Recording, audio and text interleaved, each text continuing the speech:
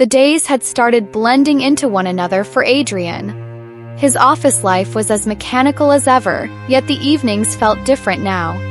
Ever since Elena had entered his routine, there was a strange restlessness inside him. First, he told himself it was nothing more than casual companionship, a kind of fatherly concern for a young student away from home. But deep down, he knew it was more than that.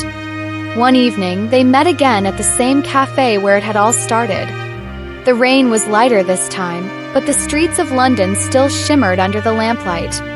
Elena came in with her usual energy, her golden hair bouncing on her shoulders, and a warmth in her eyes that immediately softened Adrian's mood.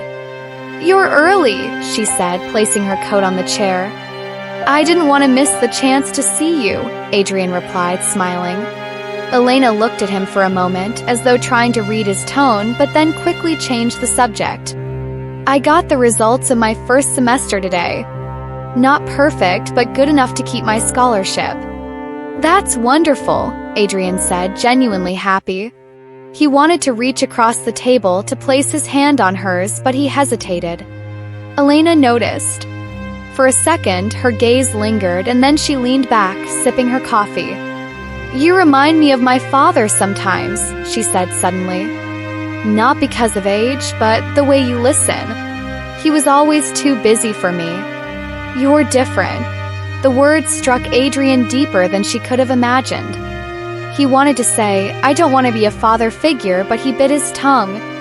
Something inside warned him, "Don't rush, don't ruin this." Days turned into weeks.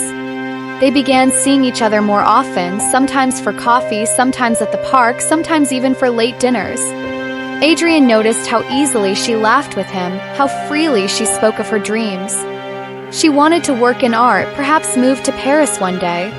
She hated the idea of a boring, predictable life. One night, walking back to her apartment, Elena stopped suddenly under a streetlight.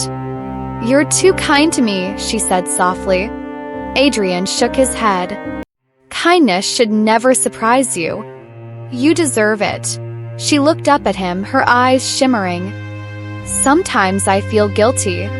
You're giving me so much of your time, and I don't know what I'm giving back." Adrian froze. He wanted to tell her everything, that she was giving him life, that her presence alone was worth more than anything he had left. But he only said, "You give me enough, Elena." "More than you know." She smiled faintly, but there was a shadow behind it. The following week, something unexpected happened. Adrian was leaving his office when he saw Elena outside, waiting. But she wasn't alone. A young man stood beside her, laughing, talking, his arm brushing against hers with a familiarity that made Adrian's chest tighten. When Elena noticed Adrian, her smile faltered. She quickly introduced the man as Daniel, a friend from university. Daniel extended his hand. "You must be Adrian. Elena talks about you a lot." Adrian forced a smile, shaking his hand. But inside, he felt something crack. That night, he couldn't sleep. He replayed every moment, her words, her smiles, the way she had said he reminded her of her father. Was he blind? Was he just a placeholder in her life, a temporary comfort until someone her own age came along? The next time they met, Adrian tried to sound casual. "So, Daniel, you two seem close." Elena's expression tightened. "He's just a friend. Don't overthink." But Adrian couldn't shake off the unease. And when he saw her phone light up with Daniel's name later that evening, the unease grew into something darker, fear. Fear of losing the only spark he had left. Elena looked at him then, noticing the change in his eyes. "Adrian, don't ruin this with doubt. Please." Her words echoed in his mind long after she left. That night, he sat alone in his apartment, staring at the city lights. He had promised himself he wouldn't fall again, not at this age, not after everything he had been through.